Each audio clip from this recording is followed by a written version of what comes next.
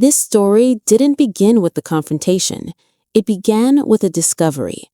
I discovered my grandmother's decades-old secret, a love erased, a family truth rewritten, and the realization that my uncle may not be who we always believed. And now, the silence can't hold anymore. Once you see the shape of a lie, you can't unsee it. It sits there, pressing against everything you thought was solid, testing the edges of your certainty. That's how the days that followed felt, like walking through my own life with a cracked lens, every familiar face now carrying the faint outline of a question mark.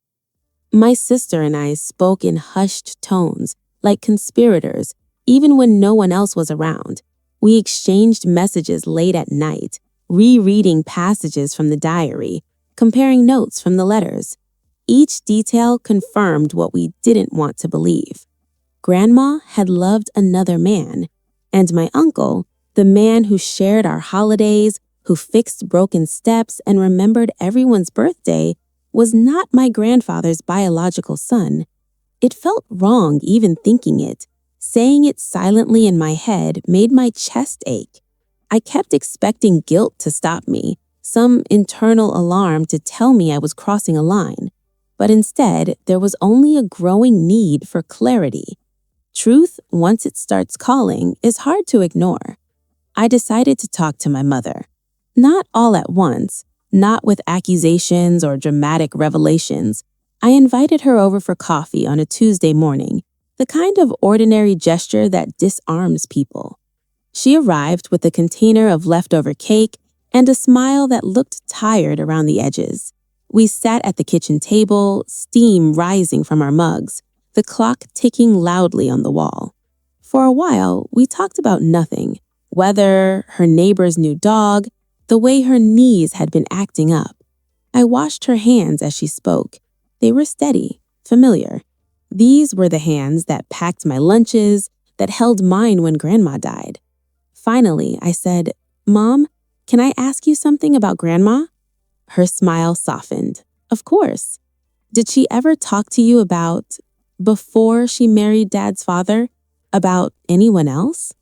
The pause was brief, too brief. She took a sip of coffee, set the mug down carefully. "Why do you ask?" "I found some things in the attic. Letters, a diary." The room seemed to hold its breath. My mother leaned back in her chair, her eyes drifting toward the window. For a long moment, she didn't speak. When she finally did, her voice was quieter than I'd ever heard it. I always wondered when that would come out. My heart thudded painfully against my ribs. "You knew?" She nodded slowly. "Not everything, but enough." She told me the story in fragments, as if it still hurt too much to say whole. Grandma had been young, in love in a way that didn't fit expectations. The man wasn't approved of. Wrong background, wrong timing, wrong everything. When she became pregnant, the pressure closed in quickly. Marry someone respectable, make it right, protect the child. My grandfather, by all accounts, had agreed to raise the baby as his own. What my mother hadn't known, what Grandma had never admitted aloud, was how deep that first love ran, or how carefully she maintained the illusion for decades afterward. She believed she was doing the best thing for everyone, my mother said, her eyes now wet. "Did you ever talk to Uncle?" My mother shook her head. She never told him, at least not that I know of. The weight of that landed heavily between us. That night, I couldn't stop thinking about my uncle, about the man who lived his whole life unaware of the truth of his own beginnings, about how many moments might have felt off to him without explanation, how many times he might have sensed a distance he couldn't name. I thought about the letters hidden away, the man who had been erased, the choice to disappear so another life could remain intact. The deception wasn't cruel in intent, but its consequences were vast. The next step felt inevitable and terrifying all at once. I needed to talk to my uncle. I wrestled with that decision for days. I made lists in my head, reasons to tell him, reasons to keep quiet. I imagined his face when he heard it, the way his laughter might falter, the way his sense of self might fracture. What right did I have to do that to him? And yet, what right did anyone have to keep it from him? I called him one evening and asked if he'd like to come by. I tried to sound casual, but my voice wavered despite my best efforts. He agreed easily, cheerful as ever. When he arrived, he brought a bag of apples from his tree and a warmth that made my resolute wobble. We sat in the living room, the television off, the air thick with unspoken tension. I poured us drinks we didn't touch. "Is everything okay?" he asked, concern creasing his forehead. I took a breath so deep it felt like it might split me open. "I need to tell you something about Grandma." He smiled softly. "I miss her every day." "So do I," said. And then, carefully, I told him. Not all at once, not with cruelty. I spoke slowly, choosing my words with care. I told him about the diary, about the letters, about the man whose name appeared again and again. I watched his face change as the truth settled in. At first, disbelief, then confusion, then a kind of quiet devastation that made my chest ache. He didn't shout, he didn't cry. He just sat there, staring at the floor, his hands clasped tightly together. After a long silence, he said, "So, who am I then?" I had no answer that could make it easier. He left not long after, his usual hug lingering awkwardly in the air. I stood in the doorway and watched him walk to his car, shoulders hunched as if the weight of a lifetime had suddenly been placed there. I knew then that the truth, once released, would ripple outward through our family, through our history, through the stories we told ourselves about who we were. There would be no quiet way forward, but there might be an honest one. The days after I told my uncle moved with a strange, hollow slowness. There was no explosion, no dramatic fallout, just silence, heavy and uncertain, settling over our family like an unspoken storm cloud. Group chats went quiet.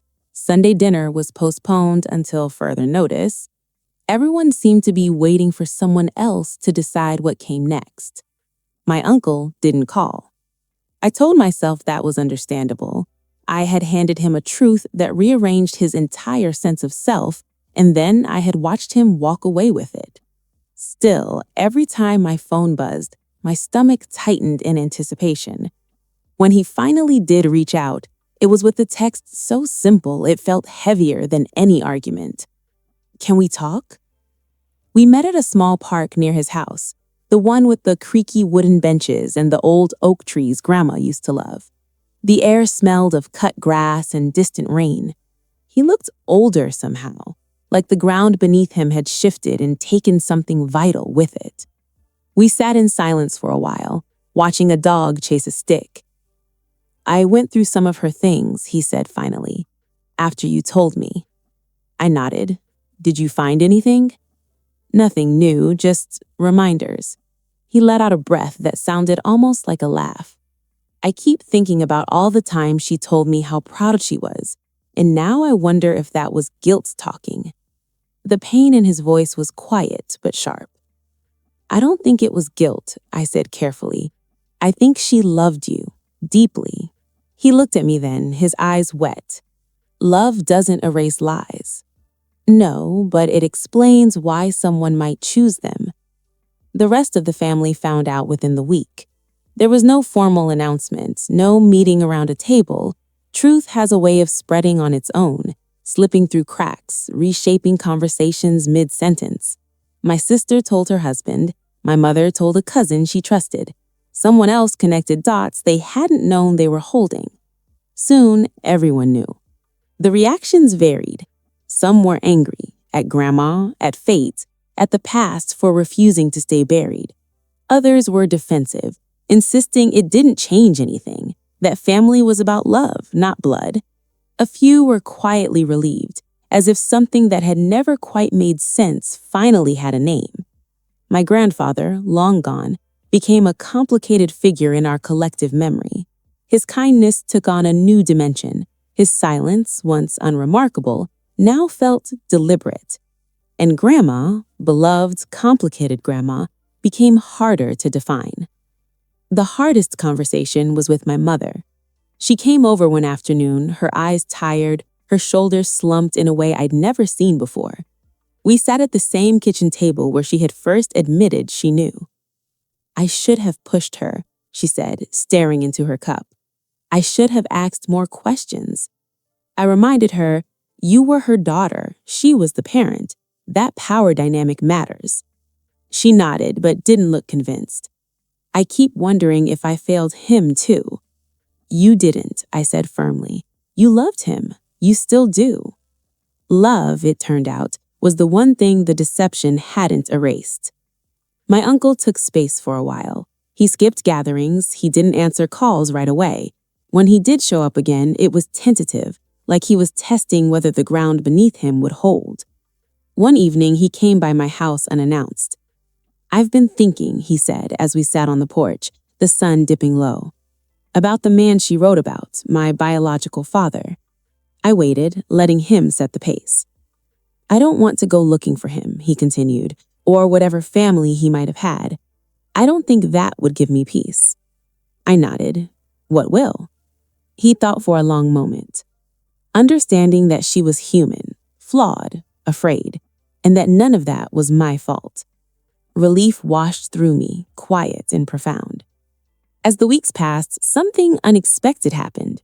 We began talking more openly than we ever had before, about our fears, about the stories we inherited, and the ones we chose to keep. Family dinners returned, more subdued, but more honest. Laughter came easier once it wasn't covering anything up. The diary stayed with me. I didn't hide it anymore. I didn't read it obsessively either. It became what it was meant to be, I think.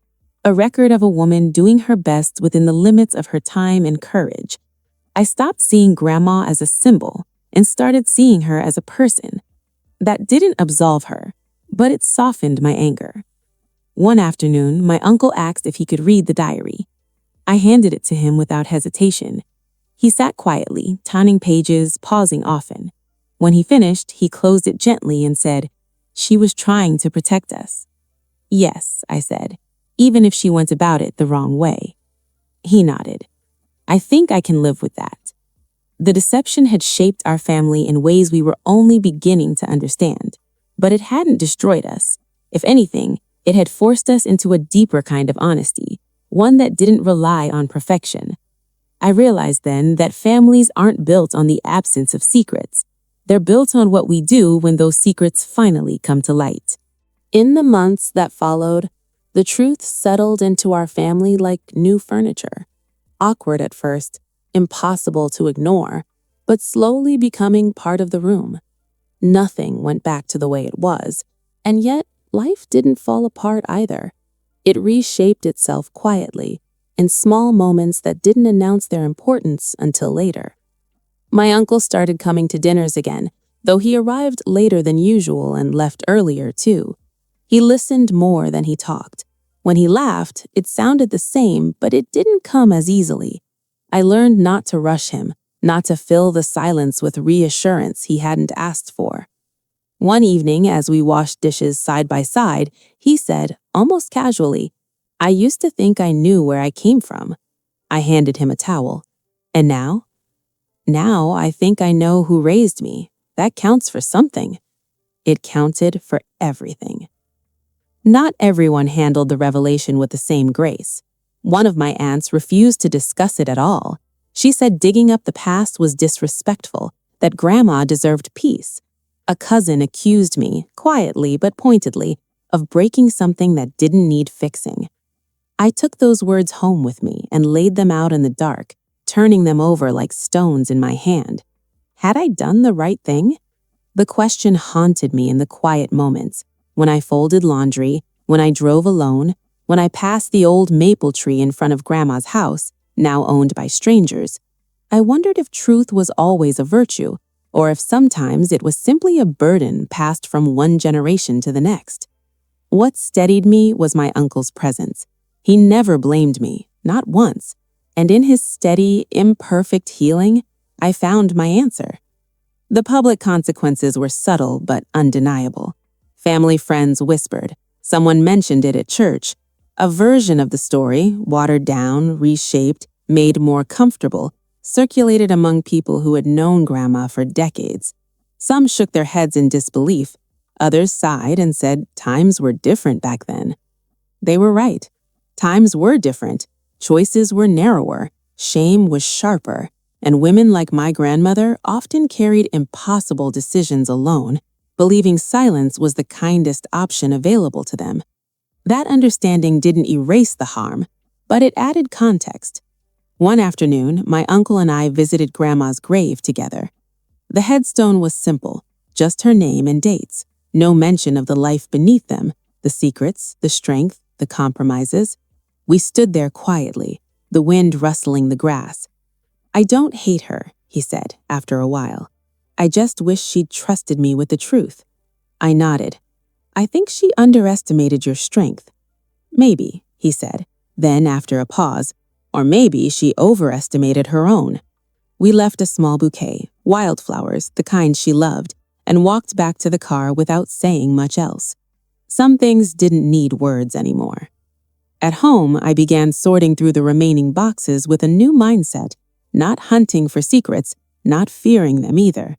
I found old photographs. Some I recognized, others I didn't. In one, Grandma stood beside a man I had never seen before.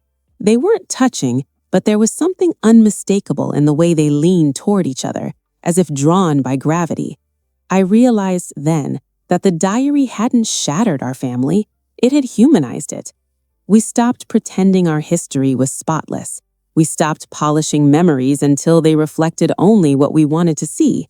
And in doing so, we made room for compassion, messy, complicated compassion that didn't require heroes or villains, just people. I changed too.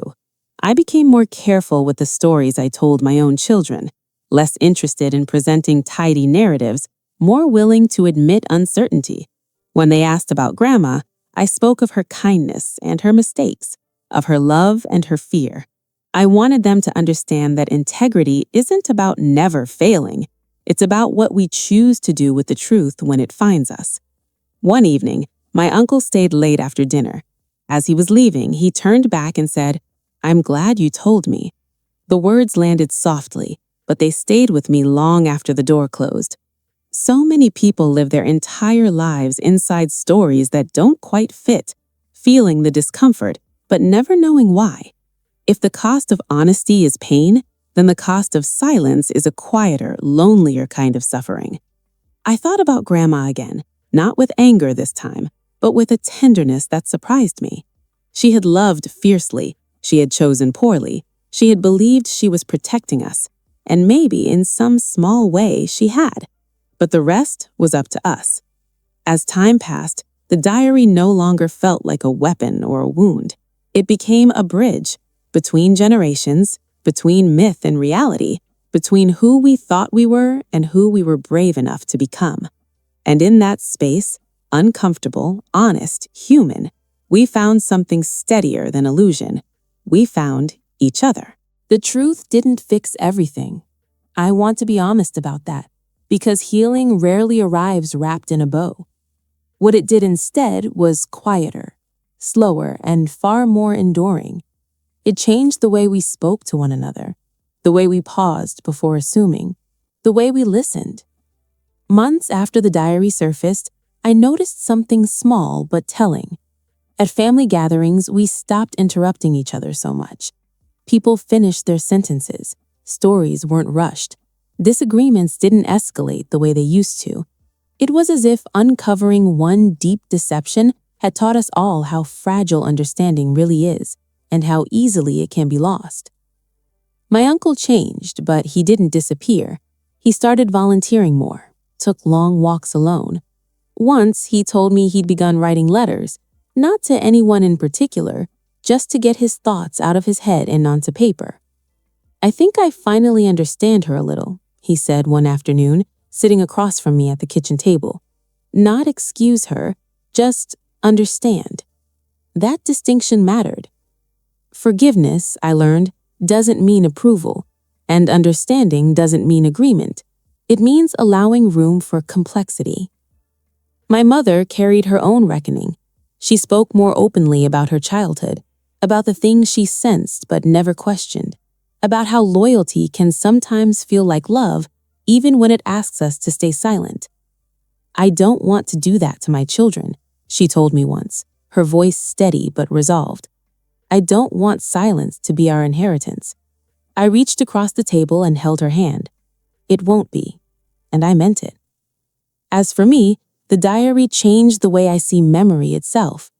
I used to believe family history was something fixed, facts arranged neatly on a timeline, unchanging. Now I understand it's more like a quilt, pieces stitched together by fear, hope, love, and sometimes shame. Some patches are bright, others are hidden underneath, doing the quiet work of holding everything else in place. The deception didn't erase Grandma's love, but it did ask us to stop idolizing her. And strangely, that made space for a deeper kind of respect. She was not a saint. She was not a villain. She was a woman navigating a world that offered her very few gentle choices. That truth sits with me now, uncomfortable, unresolved, but real. One evening, long after the diary had been read and reread, I placed it back in its box. Not hidden, just stored. It didn't belong on a pedestal or locked away in shame. It belonged where it always had, among the artifacts of our family, alongside photographs and letters, and things that told the whole story, not just the parts we liked best. Before closing the box, I ran my fingers along the diary's worn cover one last time. "I hope you're at peace," I whispered, not because I thought she could hear me, but because I needed to say it. Life moved forward. Birthdays came, holidays returned to their familiar rhythms, new memories formed, shaped by the honesty we'd earned the hard way. Sometimes when laughter filled the room, I caught myself wondering how many moments in the past had been lived with quiet tension hiding just beneath the surface. How many smiles had been practiced, how many truths swallowed for the sake of keeping everything intact. And I wondered how many families live that way still. Because secrets don't always announce themselves as danger. Sometimes they arrive disguised as protection. If there is a lesson in all of this, one I carry with me now, it's this. Truth is not the enemy of family. Silence is. Love can survive honesty, but it withers under deception, even when that deception is born from fear. We are shaped not just by the stories we inherit, but by the courage we find to question them. If you're listening to this and thinking about your own family, about the things no one talks about, the questions that were never answered, the silences that feel heavy, I want you to know this. You're not alone. Most families carry stories they don't know how to tell yet. So I'll leave you with this question, one I had to ask myself long before I found the answer. If you uncovered a truth that could change how you see the people you love, would you want to know it? Tell me in the comments. And if this story stayed with you, if it reminded you of your own quiet questions or hidden histories, please consider subscribing and supporting the channel. There are more voices like this, gentle, honest, and human, waiting to be heard.